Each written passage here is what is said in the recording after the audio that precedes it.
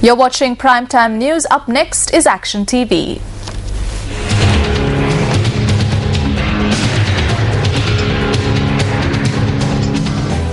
When Action TV made inquiries from the Minister of Wildlife Resource Conservation last Thursday regarding the resurfacing of a 22-kilometre stretch of road across some of the lushest land of the Madaroe Reserve, disregarding warnings from the Director General of Wildlife of harm to flora and fauna, the Minister proceeded to give us an interpretation of what exactly harm is. When a mother gives milk, she is harmed. When she gives birth, she is harmed. Marriage also causes damage. This is satisfactory harm. Do not worry about satisfactory harm. නේද? ඒවා ඉතින් අර තෘප්තිමත් හානියක් නම් ප්‍රශ්නයක් නෑ.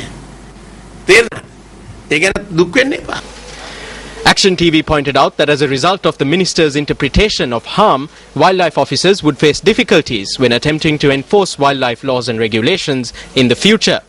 Nevertheless, the fundamental problem facing wildlife officials is not the inability to secure interpretations of words, but the fact that they are being made to follow the orders of higher-ups who have no comprehension of the ground reality. This is one such command. This order, issued by the Secretary to the Ministry of Wildlife and Agrarian Services when he was the Acting Director General of Wildlife, has not been implemented to this day because an official lower down the pecking order who knows the ground reality has disregarded it as it violates the Wildlife Act. The official is the Assistant Warden of the Angamadilla National Reserve in Polonnaruwa. Through this letter addressed by the Ministry Secretary during his tenure as the Acting Director General of Wildlife, he asked the Alahara Divisional Secretary to grant a license to a person nominated by him to remove sand washed up in the Angamadilla Reserve due to rain. The Secretary also notes in his letter that the stockpile of sand is harmful to the reserve. A letter addressed by the Assistant Warden to his superiors established that he found out about the plan to remove the sand deposit from the reserve through the farmers' organization in the area. In his letter, the Assistant Warden notes that while there is no sand deposit that has been washed up in the reserve as a result of rain, as claimed by the Ministry Secretary, he also notes that the removal of the sand deposit, cited by the Secretary as important to preserving the reserve, will actually harm kumbuk trees in the reserve. However, as stated in this letter, the Assistant Warden now has to be obedient to the licensee who has secured a license to remove the sand.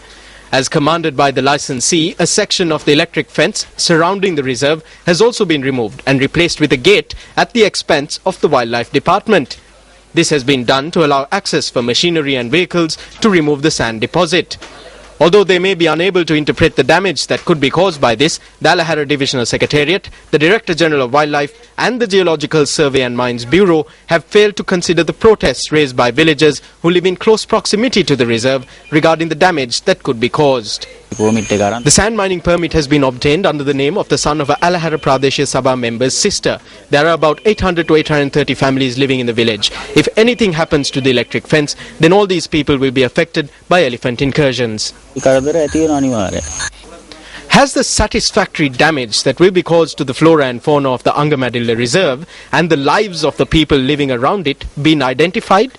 If so, how? Minister of Wildlife Resource Conservation, this one is over to you.